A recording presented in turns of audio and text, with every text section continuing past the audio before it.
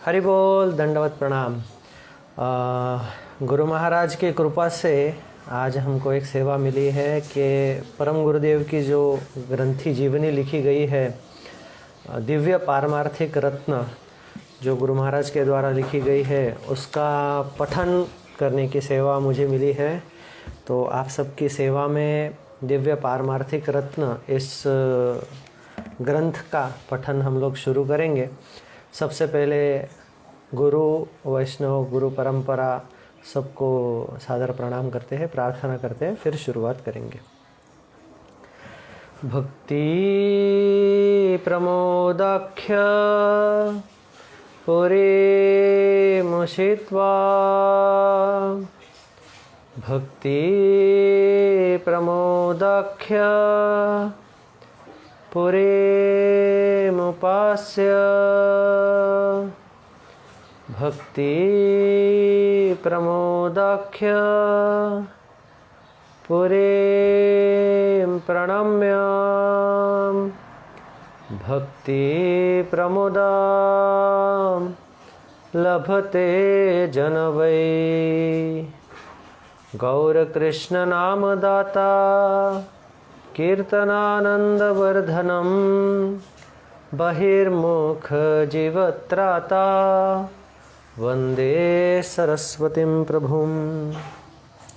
अज्ञानतिमिरान्धस्य ज्ञानाञ्जनशलाकया चक्षुरुन्मिलितं येन तस्मै श्रीगुरवे नमः। गुरवे गौरचन्द्राय राधिकाय तदालये, कृष्णाय कृष्णभक्ताय तद्भक्ताय नमो नमः। नमो महावदन्याय कृष्णप्रेम प्रदायते, कृष्णाय कृष्णचैतन्य नाम्ने गौरत्विषे नमः। भज श्री कृष्ण चैतन्य प्रभु नित्यानंद, श्री अद्वैत गदाधर श्रीवासादि गौर भक्तवृंद। हरे कृष्णा कृष्णा कृष्णा हरे हरे, हरे राम राम राम हरे हरे। तो हम लोग हमारे गुरुवर्ग दिव्य ज्ञान प्रदान करनारे श्री भक्ति विबुध बोधायन गोस्वामी महाराज, मेरे प्रिय गुरुदेव, इनके चरणों में वंदन करते हैं और उन्हीं की कृपा से हम लोग पठन के लिए शुरुआत करते हैं। तो ये जो ग्रंथ लिखा है, ये ग्रंथ की शुरुआत में गुरुदेव ने अपने जो प्रकाशक जो एक ये था वक्तव्य था वो लिखा है, तो वो हम लोग पढ़ने का प्रयास करेंगे।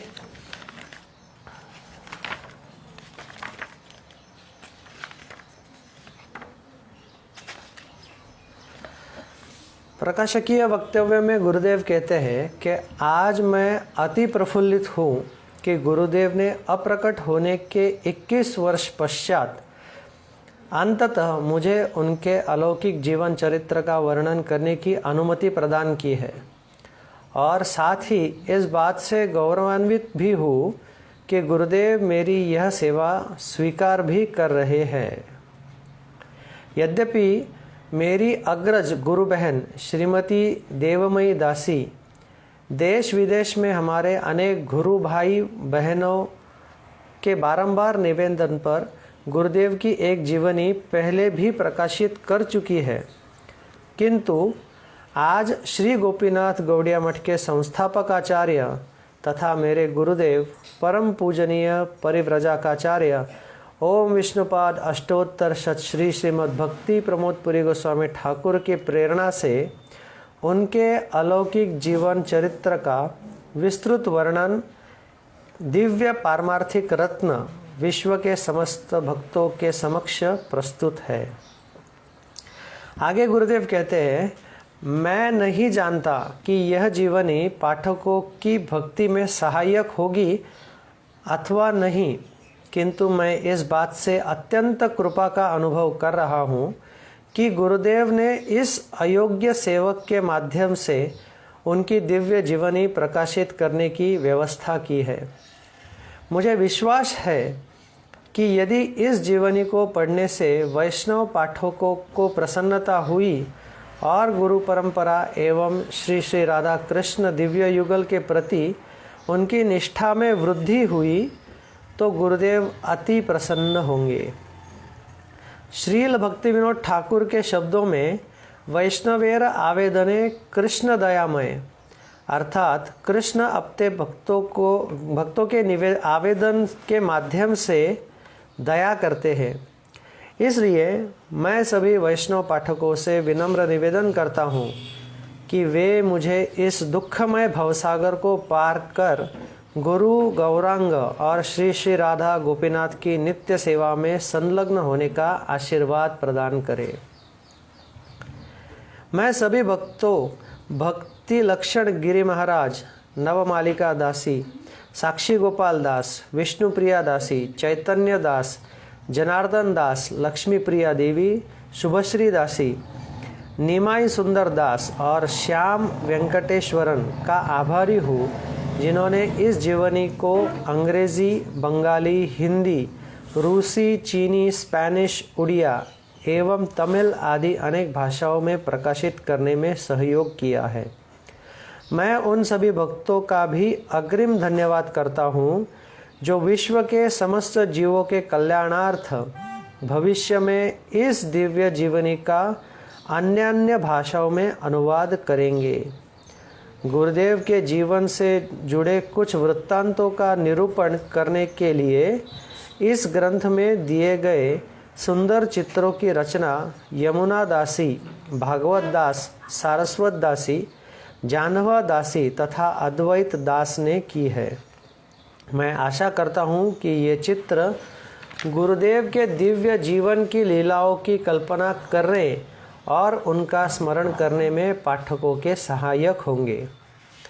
गुरुदेव के दिव्य जीवन चरित्र का वर्णन करने के लिए मुझे प्रेरित करने और इस जीवनी को अंग्रेजी में प्रकाशित करने के लिए मैं अपने गुरु भाई श्रीपाद रामदास प्रभु तथा मंडला पब्लिशिंग ग्रुप का भी बहुत आभारी हूँ, जिनके माध्यम से विश्व के अधिकांश भक्तों को इस ग्रंथ का लाभ मिल सकेगा। गुरुदेव दीनता एवं सहनशीलता की प्रतिमूर्ति थे। वे सबको यथोचित सम्मान प्रदान करते थे। वैष्णव धर्म अनुशीलन के ये प्रमुख गुण हैं। गुरुदेव कभी भी अपना श्रेष्ठत्व प्रदर्शित नहीं होने देते थे, अपितु वे सदैव दूसरों के गुणगान में ही लगे रहते थे। श्रील नरोत्तम दास ठाकुर के अनुसार वैष्णवेर गुणगान करिले जीवेर त्राण, अर्थात वैष्णवों का गुणगान करने से जीवों का इस जगत से उद्धार हो जाता है। मेरे गुरुदेव मेरे परम पूज्य स्वामी हैं।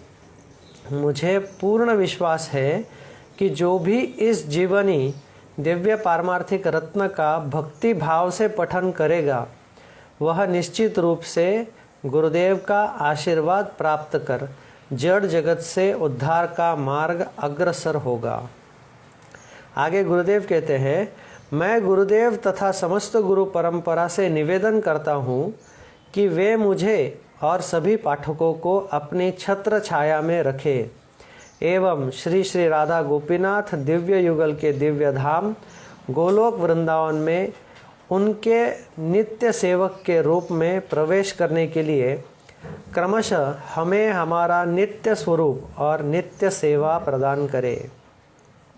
मैं सभी पाठकों से निवेदन करता हूँ कि अत्यंत शीघ्रतापूर्वक कार्य संपन्न होने के कारण हमारी असावधानी वश यदि पाठकों को कोई त्रुटि दिखलाई पड़े तो वे लेखन का मूल अर्थ एवं सार ग्रहण करते हुए हमें निज गुणों द्वारा क्षमा प्रदान करें। गुरु वैष्णव के दिव्य चरण कमलों की धूल का एक तुच्छ कण बनाने के अभिलाषी श्रील भक्ति विबुध बोधायन गोस्वामी महाराज आचार्य श्री गोपीनाथ गौड़िया मठ। सो गुरुदेव ने इतना सुंदर संदेश यहाँ पे दिया है।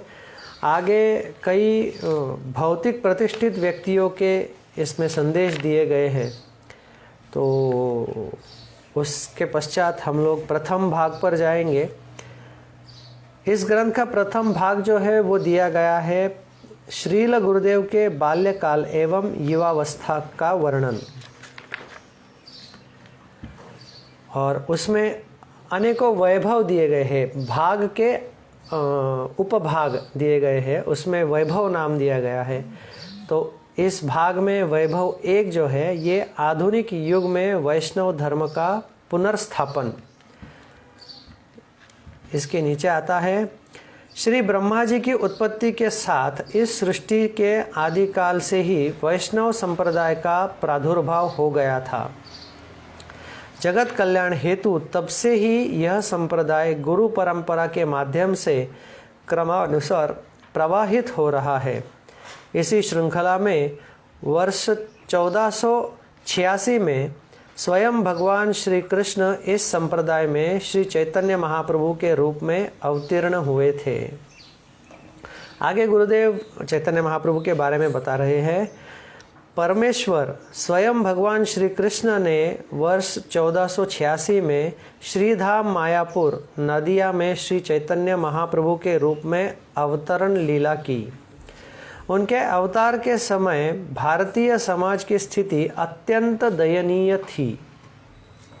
सभी शासक प्रजा को अनावश्यक रूप से प्रताड़ित तथा ब्राह्मण अपने पद का दुरुपयोग करते हुए अन्य जातियों के व्यक्तियों से दुर्व्यवहार कर रहे थे।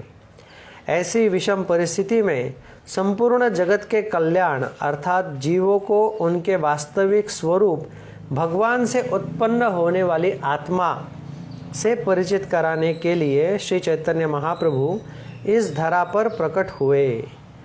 उनकी इच्छा थी कि हम जाति वर्ण आदि से ऊपर उठकर समाज में व्याप्त भेदभाव को समाप्त कर एक दूसरे से घृणा करना छोड़ दे। उनकी इच्छा यह भी थी कि हम एक दूसरे का सम्मान करें और इस विचार को ग्रहण करें कि हम सब भगवान के नित्य दास हैं तथा भगवान की सेवा करना ही हमारे जीवन का मुख्य उद्देश्य है। साथ ही साथ उन्होंने हमें अनासक्त भाव से माता पिता, संतान, पति पत्नी, निकटजन एवं संबंधियों के प्रति अपने सामाजिक कर्तव्यों के निर्वाह की शिक्षा प्रदान की है। इस प्रकार उन्होंने सभी को अपने सामाजिक कर्तव्यों का निर्वाह करते हुए धर्म और झूठी प्रतिष्ठा, मिथ्या प्रतिष्ठा के नाम पर एक दूसरे से कलह किए बिना आध्यात्मिक जीवन यापन करने की शिक्षा प्रदान की है। उन्होंने इस कलयुग में आध्यात्मिक जीवन यापन करने और समाज में प्रेम, शांति और परस्पर सौहार्द की स्थापना के लिए हरे कृष्ण महामंत्र का संकीर्तन करने का निर्देश प्रदान किया है। हरे कृष्णा कृष्ण कृष्ण हरे हरे, हरे राम राम राम हरे हरे। श्री चैतन्य महाप्रभु इस पृथ्वी पर वर्ष 1486 से 1534 तक प्रकट रहे। प्रारंभिक 24 वर्षों में उन्होंने बाल्य, पौगंड एवं यौवन आदि काल की लीलाएं की और एक गृहस्थ की भांति जीवन यापन किया। शेष 24 वर्षों में उन्होंने संन्यास लीला प्रकाशित की। वर्ष 1534 में वह अपने धाम लौट गए। उन्होंने एक ही समय में 3 स्थानों से अप्रकट होने की लीला प्रकाशित की। एक ही समय में वह श्री जगन्नाथपुरी में भगवान श्री जगन्नाथ देव के विग्रह में समाहित श्री टोटगोपीनाथ विग्रह तथा महोदधी सागर में प्रविष्ट होकर अप्रकट हुए। यह तीनों चमत्कारिक लीलाएं श्री जगन्नाथपुरी में घटित हुई। जिस प्रकार भगवान अपनी इच्छा से इस जगत में प्रकट होते हैं, उसी प्रकार वह रहस्यमयी रूप से इस संसार से अप्रकट भी हो सकते हैं। आगे गुरुदेव श्रील भक्ति विनोद ठाकुर के बारे में हमें बता रहे हैं। भगवान श्री चैतन्य महाप्रभु के स्वधाम गमन के पश्चात धीरे धीरे गौड़ीय वैष्णव संप्रदाय के शुद्ध भक्ति पथ पर अंधकार छाने लगा। बहुत से पाखंडियों ने वैष्णव वेश धारण करके अपने मनगढ़ंत एवं कपोल कल्पित सिद्धांतों का प्रचार करना प्रारंभ कर दिया। इस कारण तत्कालीन समाज में श्रीमन महाप्रभु के द्वारा प्रदान किए गए श्री श्री राधा कृष्ण दिव्य युगल के प्रति शरणागति एवं शुद्ध प्रेमा भक्ति के मार्ग से भटकने लगा। ऐसे में 19वीं शताब्दी में श्रील भक्ति विनोद ठाकुर ने गौड़ीय वैष्णव परंपरा का पुनरुत्थान कर गौड़ीय वैष्णव संप्रदाय में अंधकार के युग को समाप्त किया। श्रील भक्ति विनोद ठाकुर की जय। भगवान श्री चैतन्य महाप्रभु की आविर्भाव स्थली, उनका जो जन्म स्थान है, उसके जो प्रकाशक श्रील भक्ति विनोद ठाकुर गौड़ीय वैष्णव संप्रदाय में सप्तम गोस्वामी के रूप में परिचित है। इनका जन्म 2 सितंबर वर्ष 1838 को एक धनी जमींदार परिवार में हुआ था। इनका पूर्व नाम श्री केदारनाथ दत्त था। प्रारंभिक अवस्था से ही वह अत्यंत अध्ययनशील थे। महाविद्यालय कॉलेज के दिनों में वह बंगाल के विद्वान समाज सुधारकों से युक्त रहे। इन्होंने पूर्व तथा पश्चिम दोनों ही सभ्यता के बहुत से दर्शन पद्धतियों का गहन अध्ययन किया था। वह अत्यंत प्रतिभावान कवि भी थे।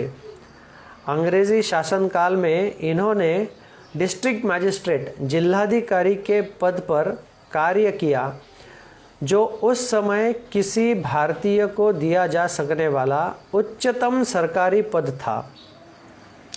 29 वर्ष की आयु में वह श्री चैतन्य महाप्रभु के अनुयायी बन गए।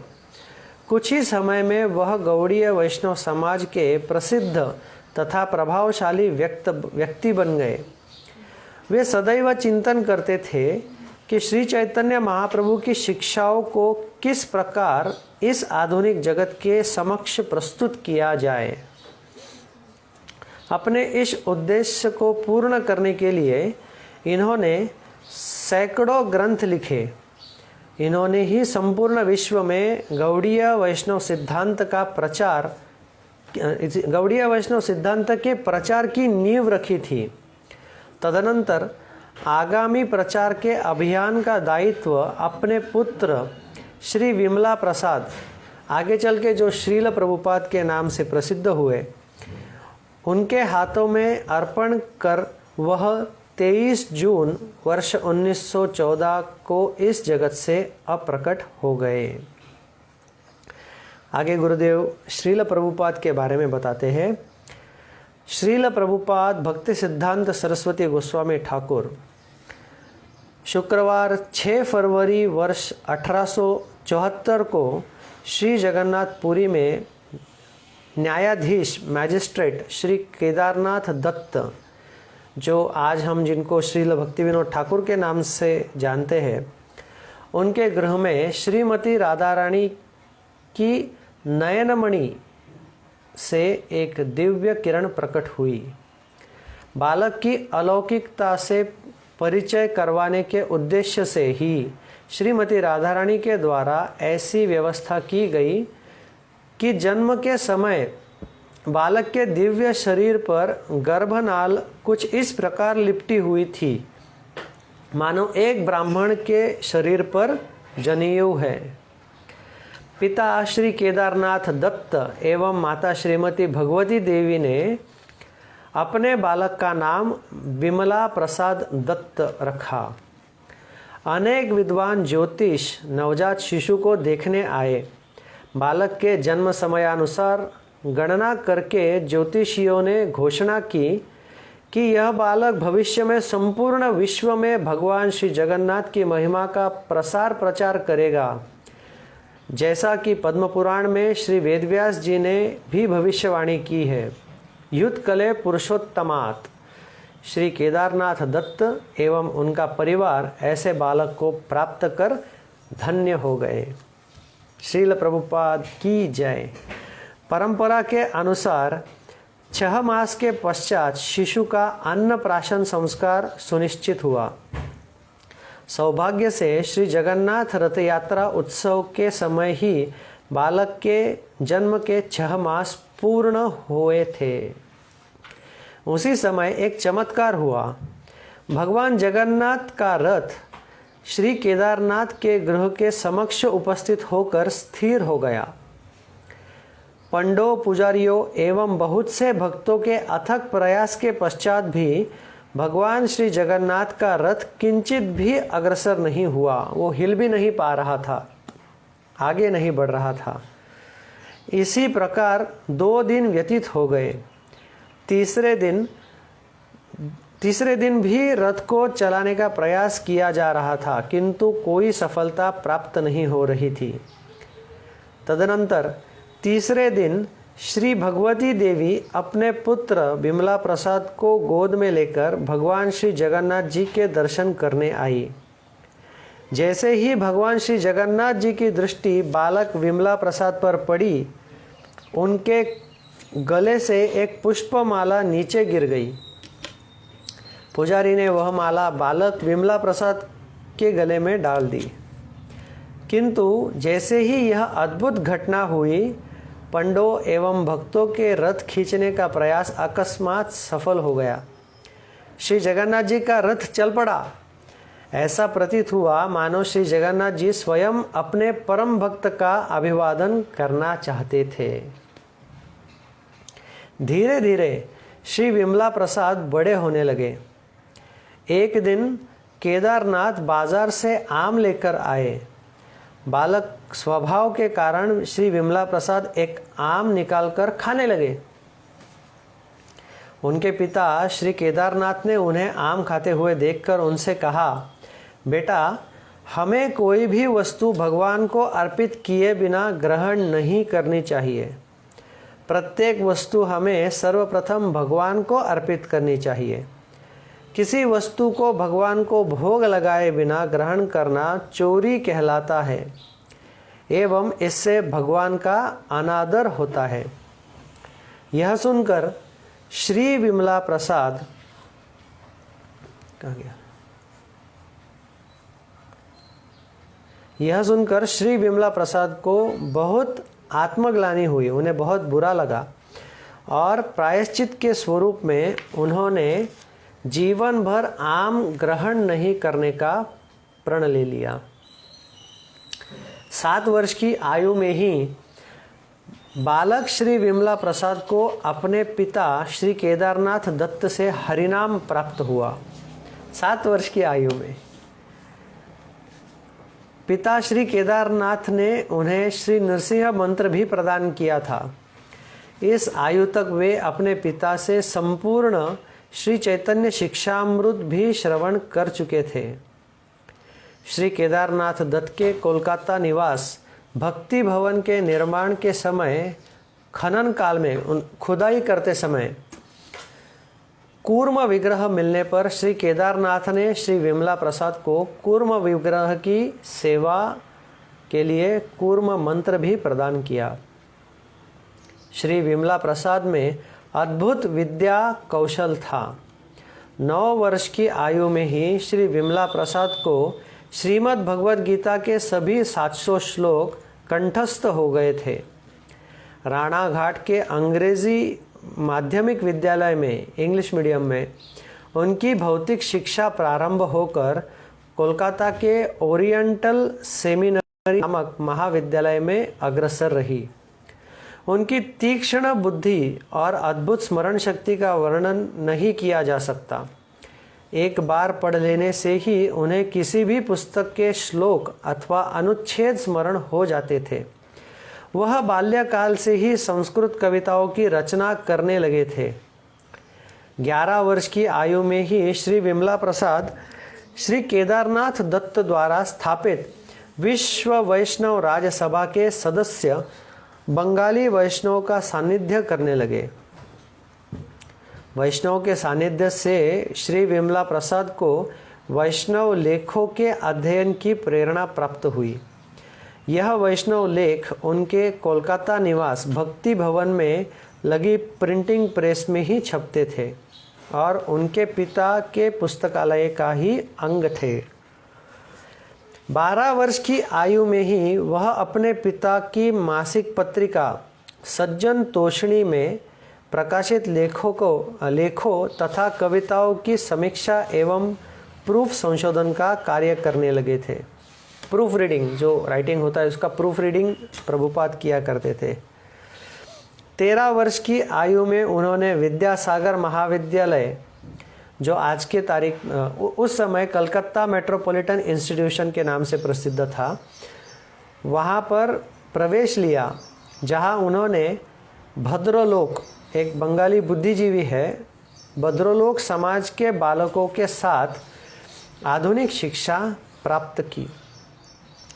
उन्होंने अन्य विषयों के साथ साथ संस्कृत, गणित एवं ज्योतिष शास्त्र का भी अध्ययन किया तथा ज्योतिष शास्त्र में विलक्षण प्रतिभा के कारण सिद्धांत सरस्वती की उपाधि भी प्राप्त की। उनके शिक्षक उनकी तीक्ष्ण बुद्धि में विस्मित हो जाते थे।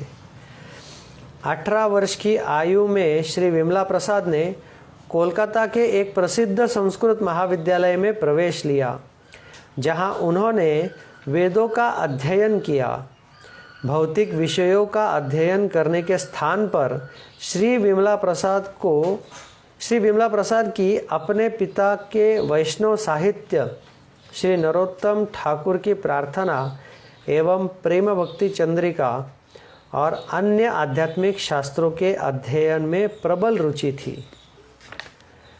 यद्यपि अपने अध्यापकों के मार्गदर्शन में उन्होंने सिद्धांत कौमुदी जैसे संस्कृत व्याकरण शास्त्र का गंभीर अध्ययन किया था, फिर भी वह अपने शिक्षकों से कहते थे कि जीवन का उद्देश्य केवल व्याकरण के क्रिया वचन आदि का अभ्यास करना नहीं है।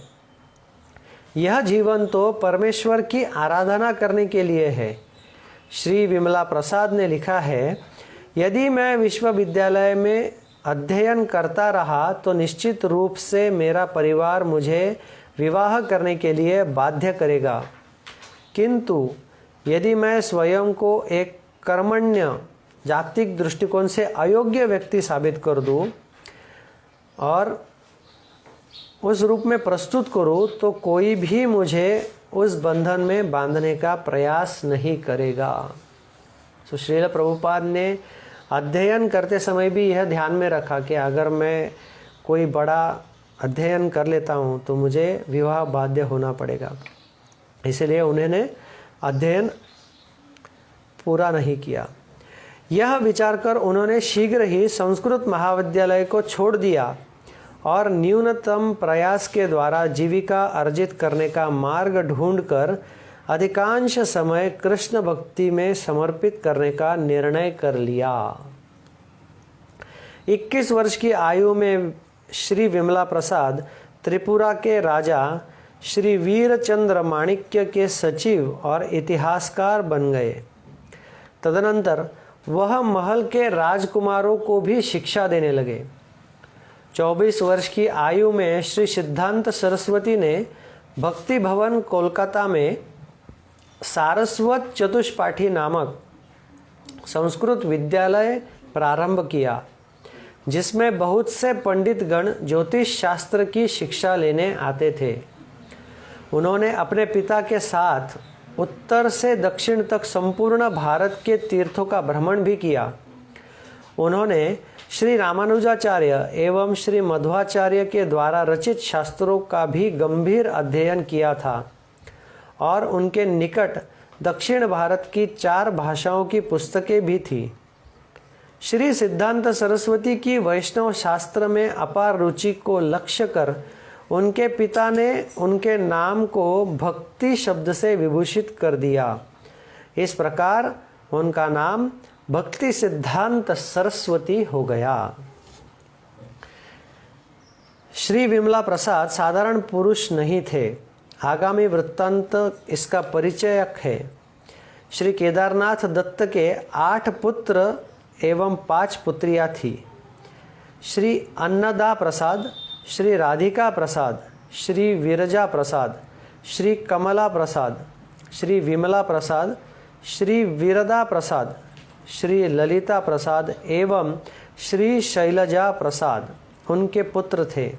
और श्री सौदामिनी देवी, श्री कादम्बिनी देवी, श्री कृष्ण विनोदिनी देवी, श्री श्याम सरोजिनी देवी एवं श्री हरि प्रमोदिनी देवी उनकी पुत्रियां थी। मेरा समय समाप्त हुआ है। इसके आगे का अध्ययन हम लोग अगले सत्र में करेंगे। आपकी सेवा में यह जो सत्र है ये हर रविवार और हर बुधवार को सुबह 8 से 8:30 बजे तक रहेगा। इसमें आपको जो कुछ भी अच्छा लग रहा है ये गुरुदेव वैष्णव की कृपा है, और कुछ गलती हुई हो तो मुझसे गलती हुई है ये समझकर मुझे क्षमा कर दे।